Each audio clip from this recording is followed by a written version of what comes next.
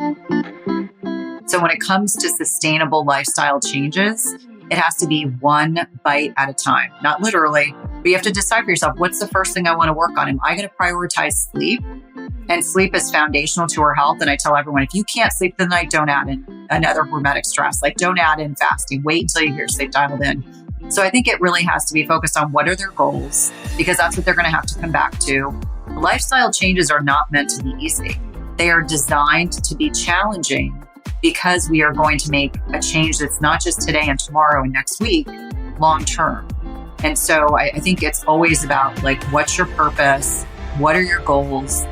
What are, actionable steps that we can take? Like, maybe you start with go to bed earlier, sleep in a cold, dark room.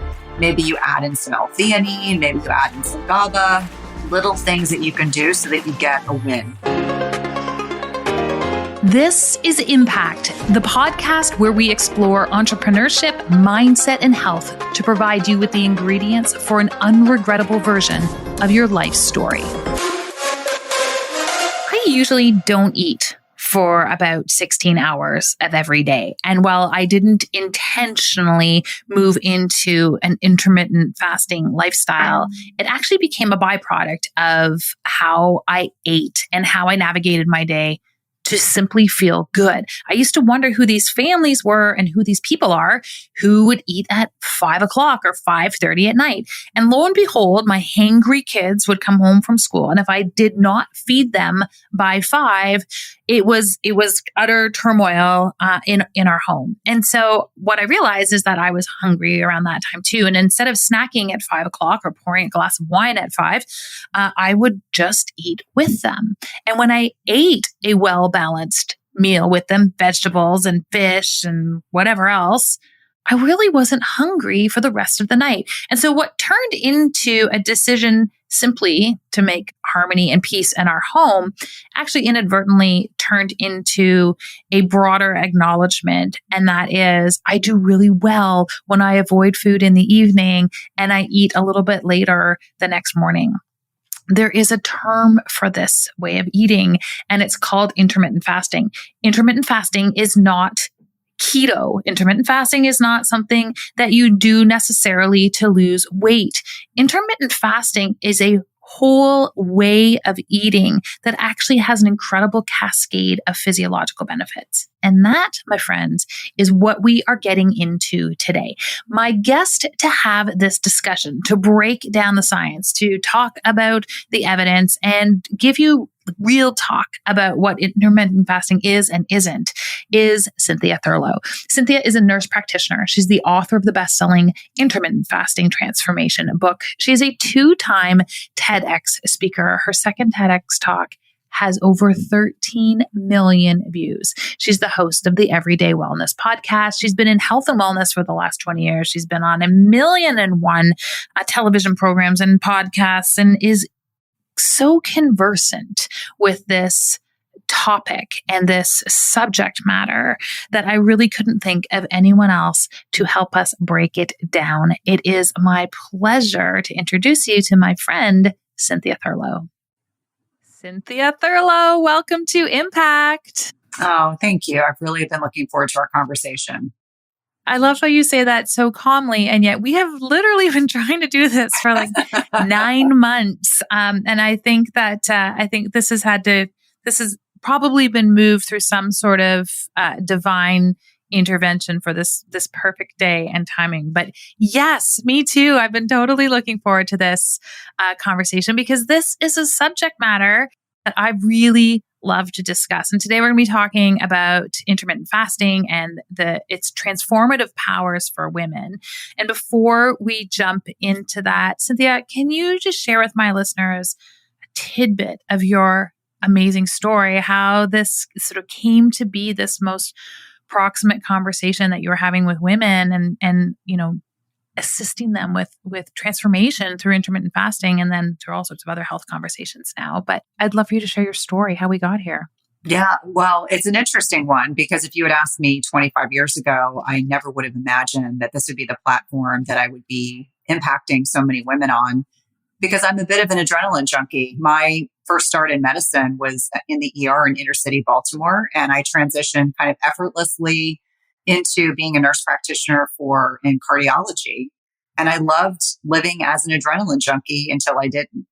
And so after becoming a wife and then a mom to two boys, it became evident to me that I needed to get my excitement from other things in life, that it didn't need to come from this dopamine fueled, hang on the seat of your pants experience as a clinician. And the easiest way to explain it is my oldest has life-threatening food allergies. And because of his journey, it shifted my perspective. I started looking very differently at nutrition. Obviously, as an allopathic trained provider, most of what I was taught is inherently wrong and very biased. And so my own journey of navigating how to safely feed him and exist as a normal human being in the world meant that I had to do a lot of catching up. And through that journey, I got very interested in functional medicine and functional nutrition and really seeing food as medicine.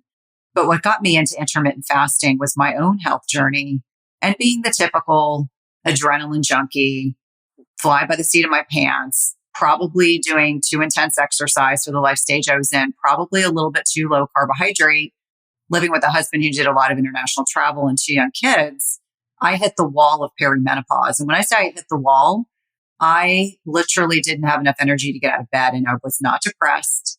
And I was doing all the things I was telling my patients to do. And I came to intermittent fasting because I had a desire to lose weight. I've always been a very healthy person, but that intense of a lifestyle combined with intense exercise, combined with being very low carb, really ravaged my body. And so intermittent fasting was a way that I was gently able to get back on course, do a lot of course correction. Let me be really clear. I transitioned from the hospital to clinic.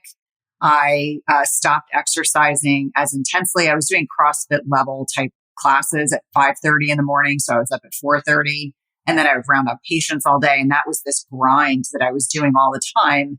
And so through that journey, I came to fasting and realized everything had to change. And that really became the journey and my purpose. And 6 years ago, I left clinical medicine to create my own business.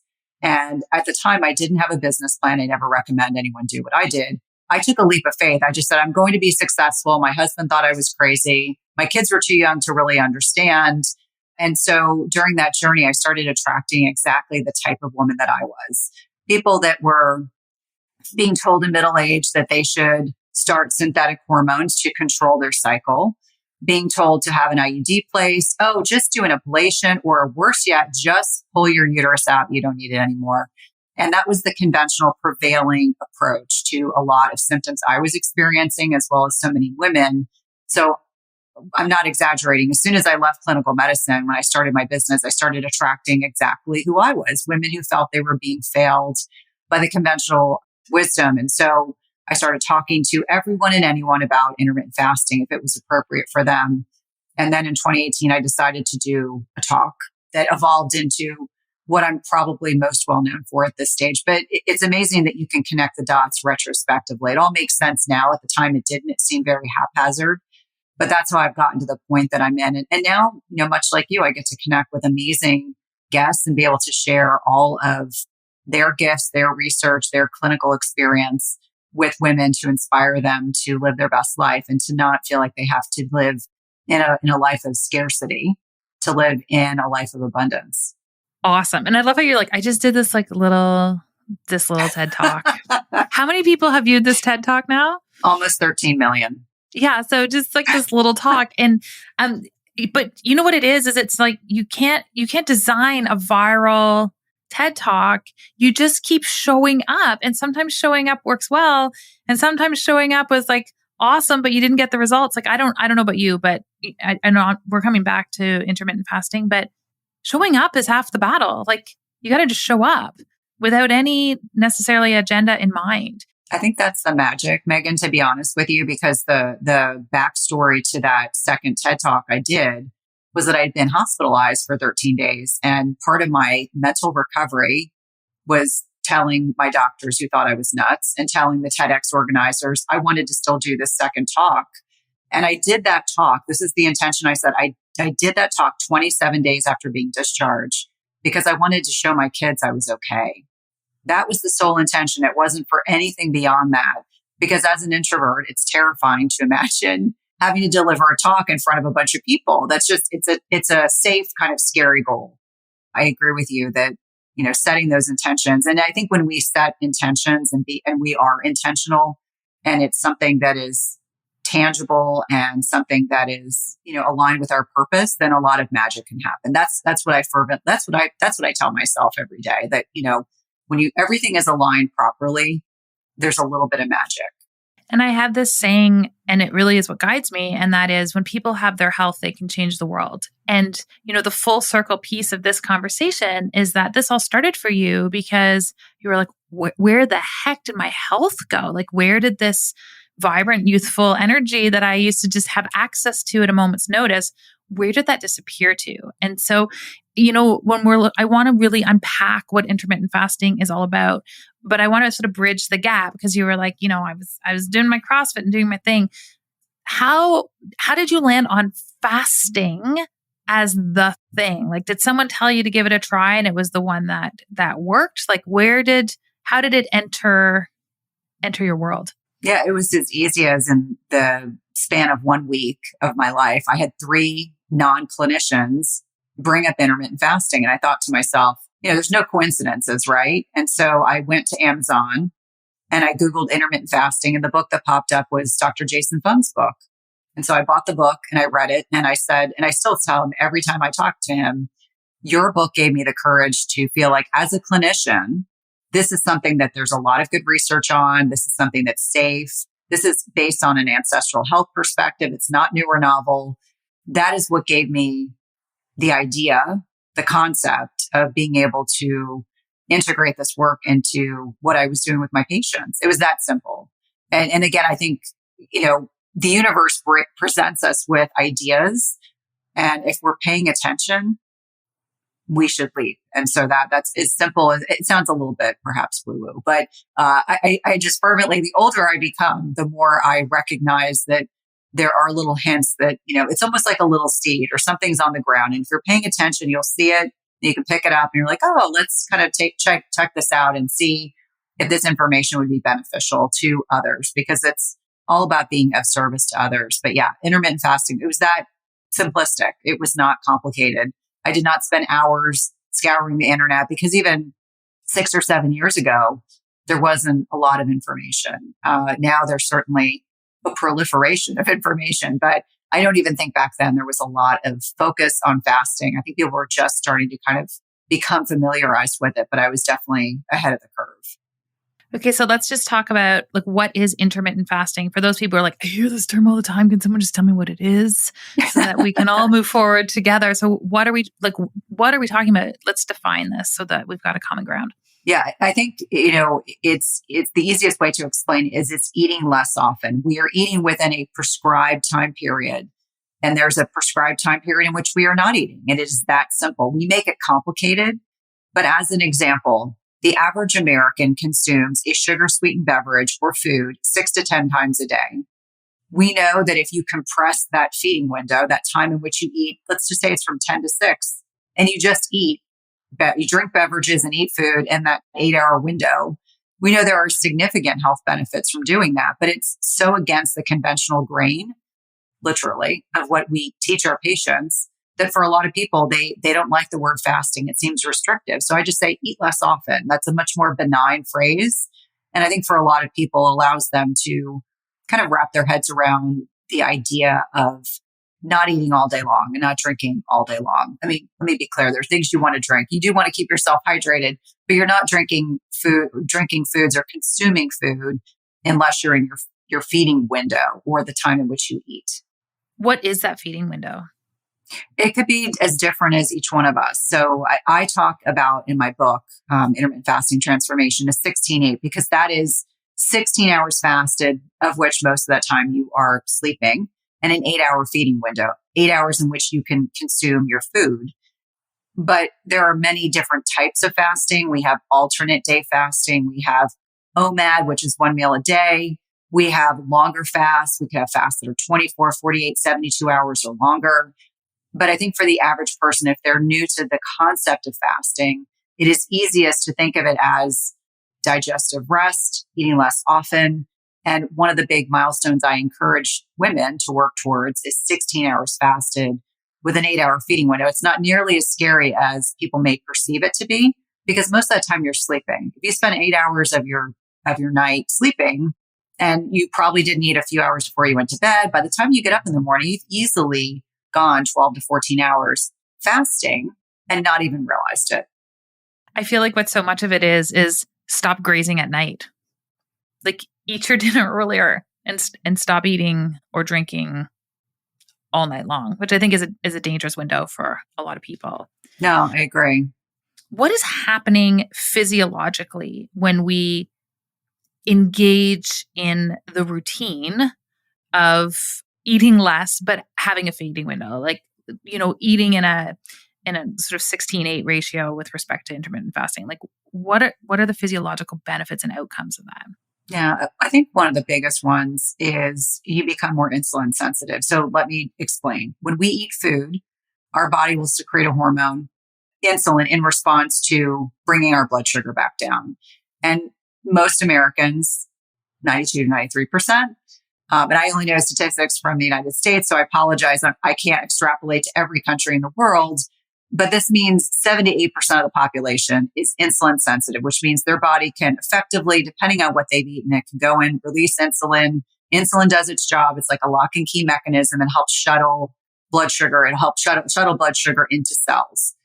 But what happens is when we are eating all day long, grazing, snacking at night, our body never fully has an opportunity to keep those blood sugars low enough, doesn't have an opportunity to keep our insulin low enough to allow us to be metabolically flexible. Why is this important? Metabolic flexibility is critically important to our health. I would say without a doubt, it is the most important thing to our health. What that represents is that your body can effectively utilize a couple different fuel substrates or fuels for your body: glucose, fatty acids, ketones, etc. And most people are chronically overfeeding themselves. And that is what is one of many things that's contributing to metabolic disease, high blood pressure, diabetes, heart disease, infertility issues, polycystic ovarian syndrome, all point a finger at insulin resistance. And so, with my background, I think it's really, I always say, like, that cardiology background is still being drawn upon every single day that I work. But when we're talking about some of the key proponents, the key benefits of intermittent fasting, we're really speaking to improving that insulin sensitivity. So our body can access stored fat as a fuel source and not just stored sugar. And the way to think about this is that stored sugar, yes, that is a fuel, but it is a quick burning fuel. It's the reason why people are hangry when they're hungry. So hangry, kind of like your 2-year-old toddler who can't properly articulate that they're hungry. They just get grumpy and have a temper tantrum. Like all of Twitter. Right. Exactly. I feel like all of Twitter is dealing with their insulin insensitivity. Yes. Weight loss resistance. So if you're struggling with weight loss resistance, it's more often a byproduct of being insulin resistant. We start thinking about the fact that you have energy slumps. It is not normal to eat a meal and feel like you need to go take a nap. Now, maybe on Thanksgiving or Christmas or a special occasion, you may feel that way, but that should not be your normal, that every afternoon you have to drink an energy drink, have a candy bar, and have an espresso at 4:00 to wake yourself up from the food stupor that you have at 1. So I think it's important for people to understand that intermittent fasting, one of the key benefits that I think is so important, is that it allows your body to be much more effective at utilizing different types of fuel. And when we're using fat as a fuel source, we don't get hungry in between meals. We're able to lose weight much more easily. We're clear cognitively because of lowered insulin. We're able to maintain our weight. So that's number one. Number two, and when we're in an unfed state, it allows our body to go in and get rid of diseased and disordered cells. And the way to think about this is our body in an unfed state goes in and gets rid of the garbage. That's the easiest way. Just like we put the garbage outside a couple times a week, when we're in an unfed state, and especially when we get over 12, 13, 14 hours of fasting, our body can effectively go on and get rid of these cells. It could potentially go on to create disease or just be less functional. And I think specifically about the powerhouses of our cells, which are mitochondria, and are very, very important that they are vibrant and robust. I think about a reduction of inflammation just from eating less often. How many of my patients have less joint pain? They have more energy. inflammation in an acute phase, if you stub your toe or break a bone, is important for healing. Chronic inflammation related to oxidative stress, insulin resistance, etc., is not a good thing. I also think about the improvement in biophysical markers. So how many of my patients come off of blood pressure medications, diabetes medications, just because they are eating less often now, always in conjunction with your healthcare provider. I'm not giving them that that they have to have that in context of with their healthcare professional. And just, the benefits go on and on and on. I think about, just from the perspective, people have less digestive issues. They have more regular bowel movements. They have less bloating. A lot of our modern day gastric complaints are a direct reflection of the fact we never allow our body's machinery to go in and work effectively. And so I think about this kind of nerdy concept that goes on in our digestive tract, the migrating motor complex. It's kind of like the street sweeper. They're kind of pushing things along in the gut. And I remind people, like, if we're eating every 2 hours, the migrating motor complex doesn't work properly. It doesn't allow us to properly detoxify. It doesn't allow us to properly move food forward. It just overtaxes every single system in our body. And so those are some of the key things that I think about. When we have lowered insulin levels, it means we are less at risk for certain types of cancers. It means we reduce our likelihood of developing dementia and Alzheimer's and Parkinson's. And to me, the older I get, the more I think about brain health, and it's becoming even more important that we're doing things to kind of savor and embrace. So those are some of the highlights when I think about what's going on physiologically and some of the, the down toward benefits of not eating as often as most of our peers are.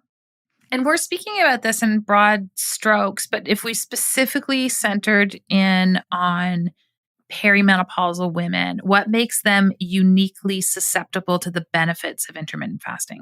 Yeah, everything changes. In our late 30s, early 40s, the beginning of perimenopause is starting, and our eggs are as old as we are. A lot of people don't know that. Unlike men who are replenishing sperm every 3 days, our eggs are as old as we are. And so what starts to happen is, as we are getting into our late 30s, early 40s, we're not ovulating every month.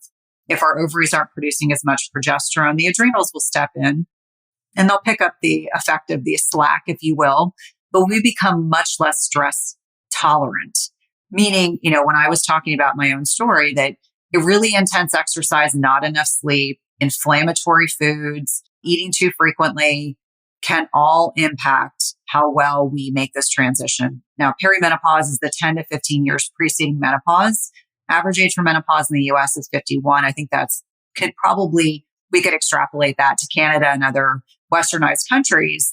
And so think about it, from 36 on, we're getting this slow creep of less and less progesterone. And so that shows up as heavy menstrual cycles, weight loss resistance, fibrocystic breasts, more anxiety and depression. You may not sleep as well because progesterone is intricately interwoven with neurotransmitters like GABA.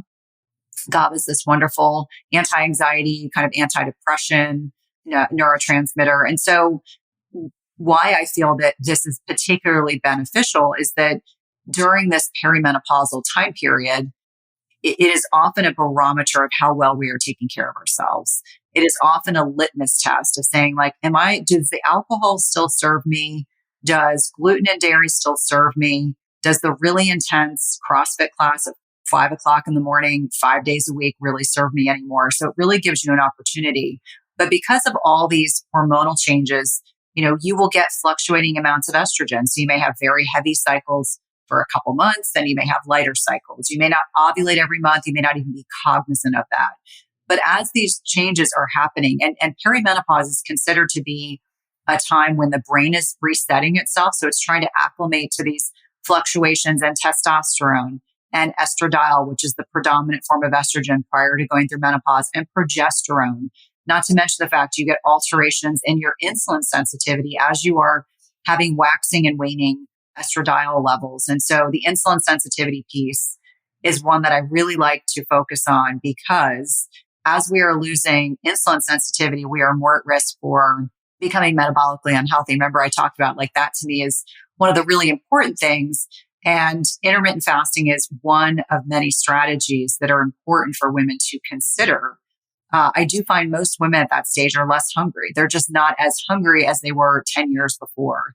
Some of that can be explained by the fact that after the age of 40, we are starting to replace muscle mass with fat tissue, adipose tissue, which is not a benign organ. It is a highly inflammatory organ that has a very sophisticated communication network within the body.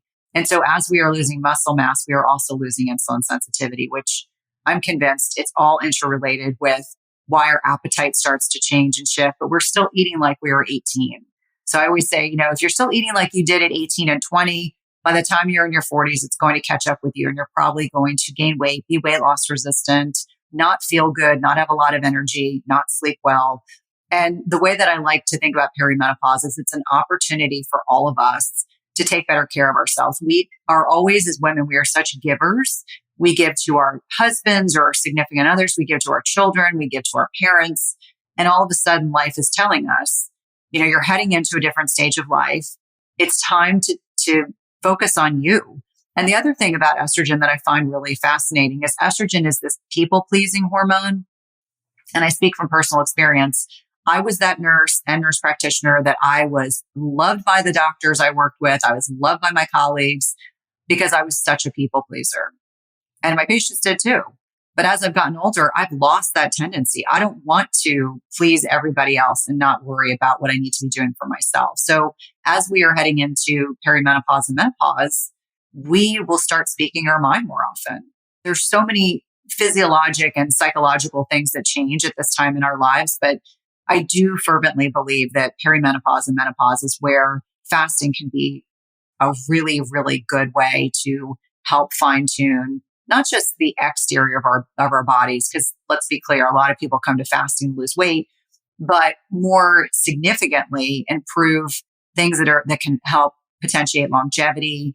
And I hate using the word anti-aging. So let's just say aging well. I think it's important to kind of reframe, but I think for a lot of people, it's a very, very important time to readjust, recalibrate, decide if things that you used to do are working for you anymore. And there's so many things that don't work. I went out to dinner with my mom last night. She's like, "Do you want a glass of wine?" I'm like, "I can't. I just can't do it." Like it's, it is interesting. You start to see these different pieces, how you engage in sleep and the foods that you are picking. And on that notion of foods that you are choosing, can we just talk a little bit about that side of things? I feel like I've had this cohort of random women lately, and their approach to eating right now, and these are postmenopausal women, are like they're all on a keto kick, and I'm moderately concerned about the longevity in which they have been engaged in this piece. But let's distinguish this, like a ketogenic diet from an intermittent fasting diet, and then let's talk about some of the foods that you actually eat when you are engaged in your fasting transformation, for example. Yeah, I think unfortunately a lot of people assume if you're fasting, then you must be keto or you have to be low carb. And so I always say fasting is just one strategy and the nutrition piece is equally important.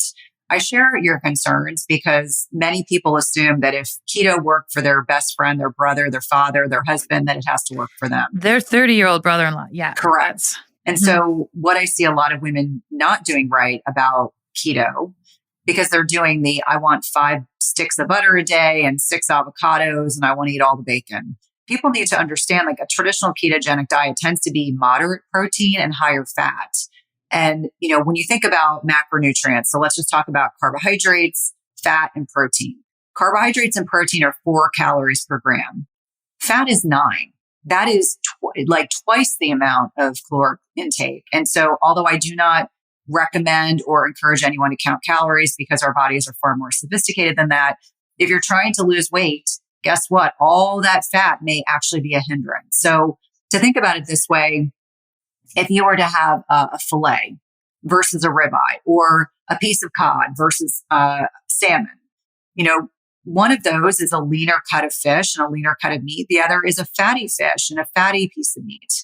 That doesn't then mean that you then add copious amounts of fat to your meal when you are already eating a ribeye or a piece of salmon versus if you have the cod or you have the filet, maybe you are going to add some avocado to a salad. Maybe you are going to have some extra virgin olive oil. But I think people don't understand that fat tends to be a much more nutrient dense food item. And so that is oftentimes what I recommend. Measure your nuts, measure the oil, be cognizant of how much butter you add to a meal. It is not, the fatty coffees are like my biggest pain point. I just say to people, a 300 calorie coffee is not doing you any benefit. It's not doing you any benefit. So when I think it comes to keto, there are some people that benefit from ketogenic diets. Obviously, if you are very overweight, if you are very insulin resistant, lowering your carbohydrates is very important. There is no question. If you are weight loss resistant and you're insulin resistant or diabetic, lowering your carbohydrates because you have a carbohydrate handling problem is very helpful. But I don't per se think everyone succeeds on a high fat nutrition plan. What I do think is important is that we're aiming for more protein, no less than 100 grams of protein per pound of ideal body. So when I'm looking at people we do, a chronometer, we're looking at their app and they're eating 40 grams of protein a day. I'm like, not only are you not satiated, you can't build or maintain lean muscle on a protein devoid diet. And so my methodology is protein first, non-starchy carbohydrates, adding fat if you need it. I'm not anti-carb, but I find that most people really do need to lower their carbohydrate threshold. You can't just eat the way you did when you're 18 and 20.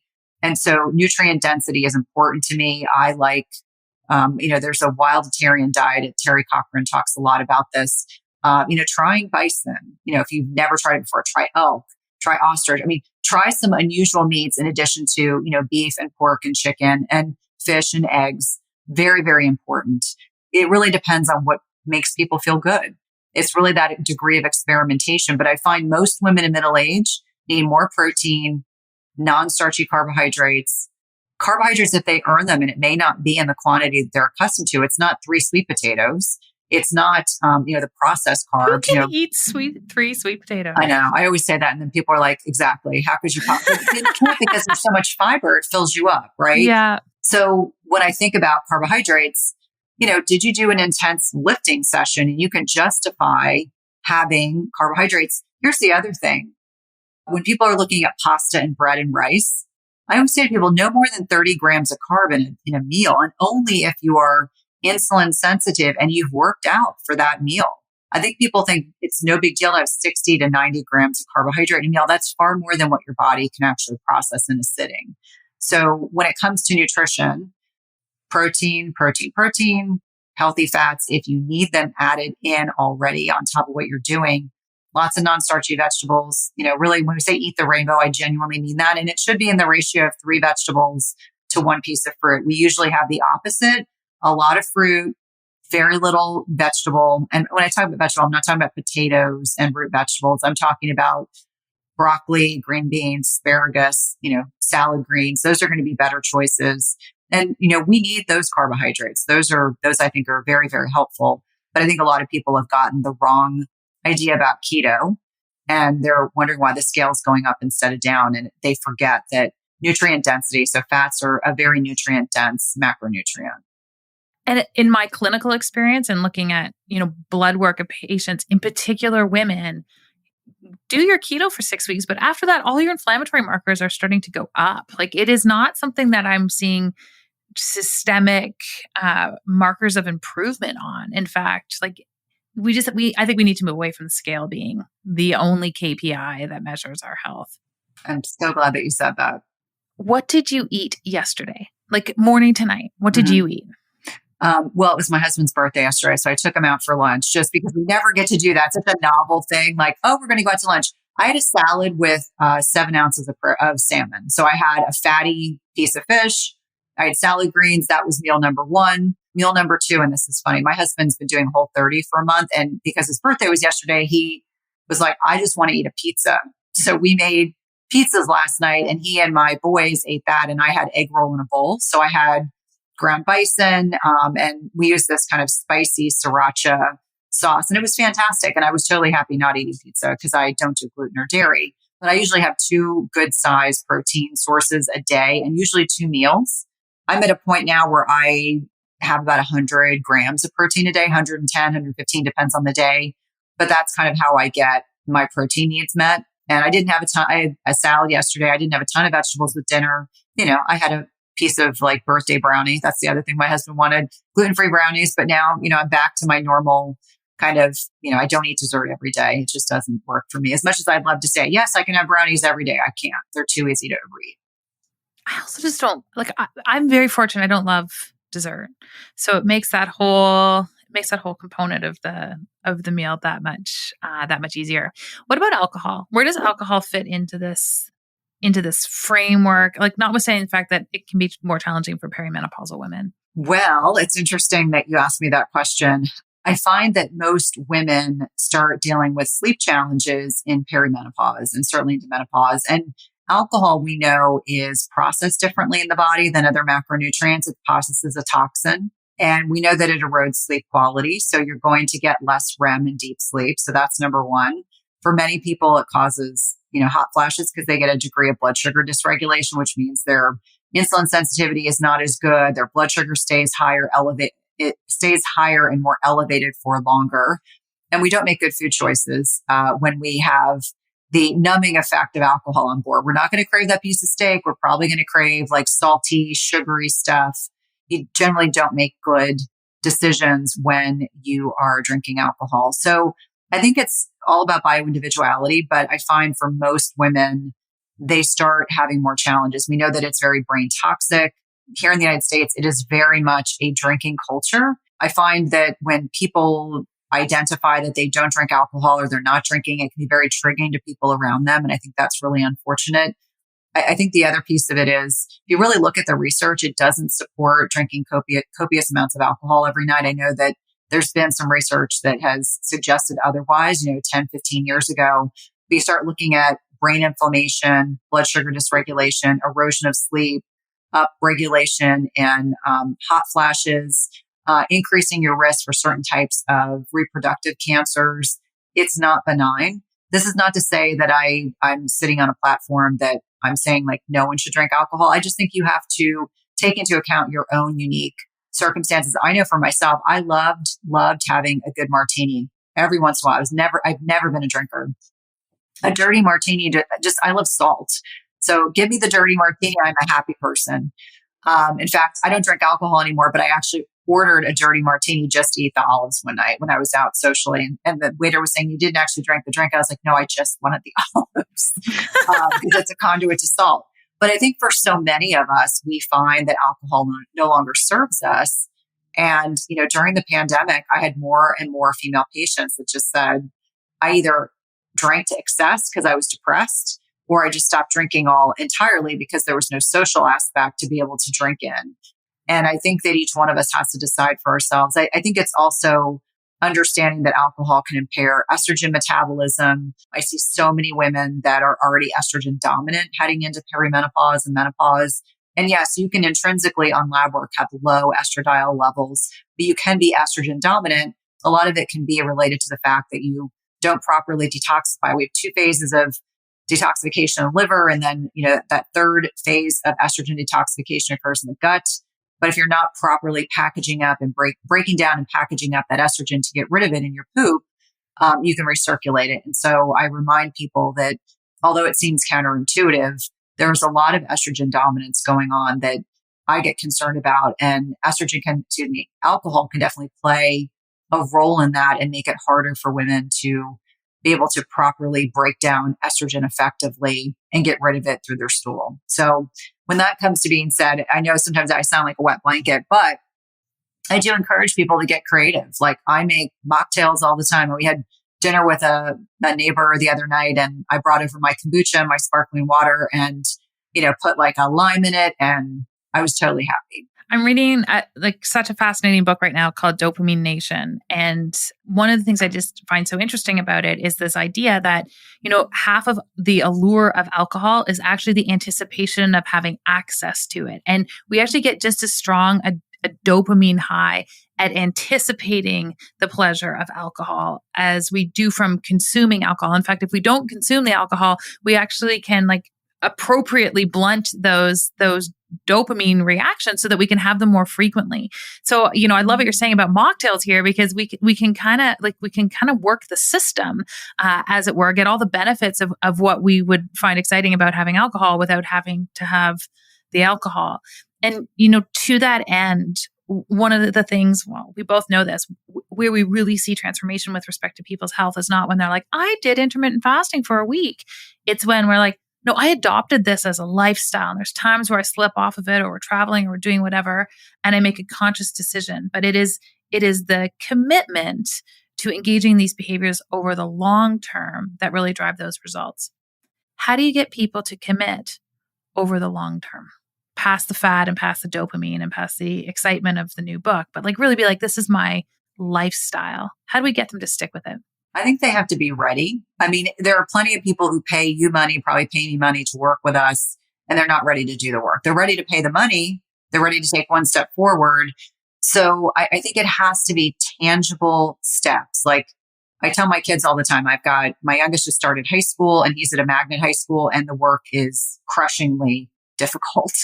But I just said, how do you eat an elephant? And he looked at me like I was crazy, like any 14-year-old would look at their mother if they said that. One bite at a time. So when it comes to sustainable lifestyle changes, it has to be one bite at a time, not literally, but you have to decide for yourself, what's the first thing I want to work on? Am I going to prioritize sleep? And sleep is foundational to our health. And I tell everyone, if you can't sleep the night, don't add in another hormetic stress. Like don't add in fasting. Wait until you get your sleep dialed in. So I think it really has to be focused on what are their goals, because that's what they're going to have to come back to. Lifestyle changes are not meant to be easy. They are designed to be challenging because we are going to make a change that's not just today and tomorrow and next week, long term. And so I think it's always about like, what's your purpose? What are your goals? What are, actionable steps that we can take? Like maybe you start with go to bed earlier, sleep in a cold, dark room. Maybe you add in some L-theanine. Maybe you add in some GABA, little things that you can do so that you get a win. Because those dopamine hits that you were just talking about, people feel really good when they master simple stuff. And so what I want them to do is to be like, okay, I mastered this. What's the next thing? I mastered this. What's the next thing? And it's little itty bitty things that add up to largely incremental shifts in their lifestyle. But yeah, it's not easy. And I think, 100 years ago when I did my graduate level thesis, it was all about Prochaska and De Clemente's trans-theoretical model of change, which is a fancy way of saying, where is someone in their healthcare journey? Because I know when to push people and when to just take my hands off and just say, you let me know when you're ready to make these changes. The unfortunate thing is we get so excited because we want to help as many people as possible that what did I do wrong in the beginning? I give people too much information. Like, here's 30 things I want you to do all right now. Well, no one can respond to that. It's overwhelming, right?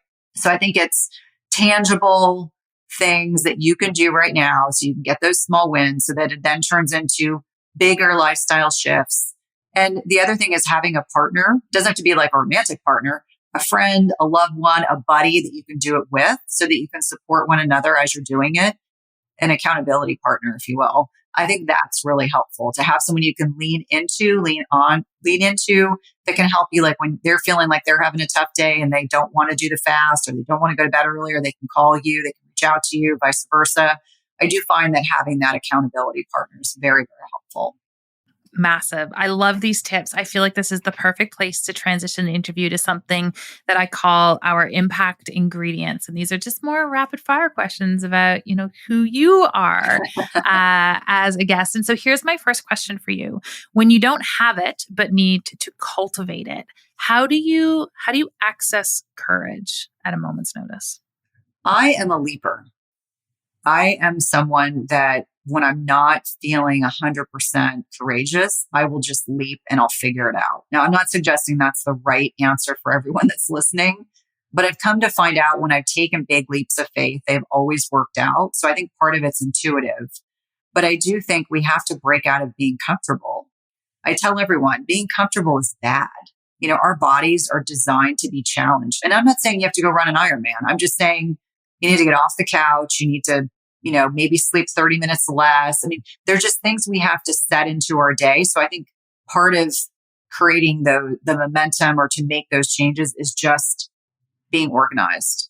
I would imagine, Meghan, your calendar's a lot like mine, that I have to plan ahead. So if I plan ahead, I can be successful. And so when I'm not feeling courageous, sometimes I will leap and I'm like, I will figure it out. And I always do. But I'm not suggesting that's necessarily per se right for everyone else. I just know myself well enough to know that sometimes I just figure it out on the fly and it's all okay. And clearly my personality type, after many years of You work in an ER, it's very uncertain. You work in cardiology, there's a lot of things that are very uncertain. As an entrepreneur, my life, not everything is, a given day to day. Very uncertain. Yeah. So I think I thrive on that. That's my personality. So I acknowledge that might be unique, but I usually just leap. I kind of like the leap and figure it out mentality too. I'm good with, I said to someone the other day, I was like, I'm really good when like everything hits the fan and you need to bring order to chaos. I was like, call me. I don't want to live that way, but I'm okay when that emerges. What's your motivational beverage of choice aside from martini laced olives? Yeah. Green tea. I mean, I'm really not very green tea, electrolytes. I mean, I really have gotten it's not until I travel that I realize I'm not very, it's like certain things are what I gravitate towards for specific reasons. I feel the need to share with you because everyone can't see this, but I'm drinking this like pink drink. And there's part of me that is like totally embarrassed to be interviewing Cynthia while drinking my pink drink, but it's like a beet-based taurine amino acid. I love it. Yeah, I want everyone, in case you're catching the video, to be clear, I'm not having Kool-Aid. Like my own version of I remember my mastermind looked at me one day, they're like, what is she drinking? Because it's no colored. one wanted to ask. Yeah, you're like, it's beet colored. Beet right. People, it's beets. What's the biggest non-negotiable for you in your life? God, I'm a girl that grew up in New Jersey. I'm like a no BS kind of person. I'd rather someone tell it to me straight, but I don't like dishonesty. So it's like I like you being direct, even if it's not what I want to hear. I would say that, or loyalty is pretty important to me. So I would say that's another thing. Yeah, those are my probably two non-negotiables. As an entrepreneur, were you born with it, or did you learn those skills along the way? It's funny. I used to tell my family, because I come from a family with a lot of very creative people. They make beautiful things. They make amazing meals. They are incredibly artistic. And I was like, I'm not creative. But I found out I'm incredibly creative. So I think some of it was innate. I think part of my journey was I had to get the healthcare piece done. And then I was ready to do all these other things. I truly believe, with as stubborn as I am, and how I can just put tunnel vision on and just move forward. I think I've always been this way. I just didn't realize it. Honestly, that's my honest answer. Last question for you. What do you want your legacy of impact to be? I hope that my work can inspire middle-aged women to understand that this is not just the years to survive, it's the years to thrive. My hope is that I can interweave research and make the research and clinical experience tangible and readily accessible so that they can live their best lives. Because the one thing, Meghan, that I get more DMs over, and for which I'm very grateful, is people saying like, your work has changed my life. Please continue to do X, Y, Z.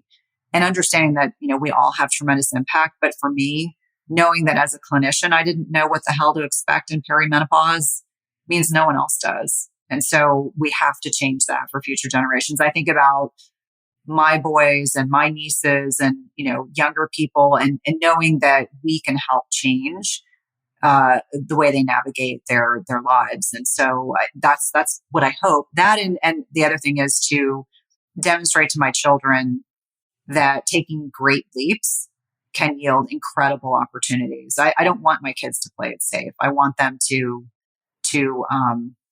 think beyond like doing what everyone else is doing, the path less traveled. That's kind of how I've lived my life, the path less traveled, because I didn't necessarily do what other people expected me to do. And I hope that that's the legacy I leave for them. Cynthia Thurlow, always an inspiration. Where can we send people to follow along on your journey? Yeah, so probably easiest to start with my website, which is www.cynthiathurlow.com. You can check out my book, The Intermittent Fasting Transformation, IF45. You can connect on my podcast, which is Everyday Wellness. And I also co-host the Intermittent Fasting podcast with Melanie Avalon. I'm active on Instagram. I'm snarky on Twitter. And you will find me on Facebook. I have a free Facebook group called the Intermittent Fasting Lifestyle / my name, which you are more than welcome to join. We have both men and women in that group. And it's really a great way to connect. Amazing. We will hook everyone up with all of those links in our show notes. You can get those at meghanwalker.com/podcast. Cynthia, thank you so much for joining me. Thanks for having me. Impact is what lives on when we leave the room, tuck them in, or step off stage. It is less about what you do, more about how you make them feel, and everything about how you choose to show up in the world.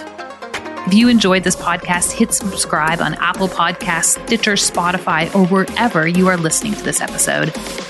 I am your host, Meghan Walker. Until next week,